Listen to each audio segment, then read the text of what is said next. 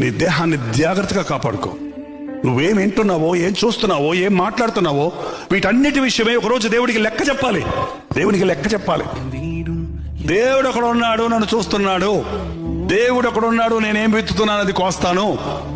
దేవుడు అక్కడ ఉన్నాడు, ఆయనకి నేను లెక్క చెప్పాలి అనే దైవ భయం లేదు.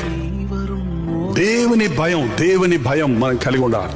దేవుని భయం అంటే నన్ను దేవుడు ఎంత ప్రేమించాడు, నేను ఇది చేస్తే నా దేవుడు బాధపడతాడేమో అనే భయం. ఏం భయం? నా కోసం ప్రాణమిచ్చిన ప్రభువుని నేను దుఃఖపరిస్తే ఆయన బాధపడతాడేమో, ఆయన్ని బాధ పెట్టేవాడిని అవుతానేమోననే భయంతో మనం పాపం చేయకుండా ఉంటాం.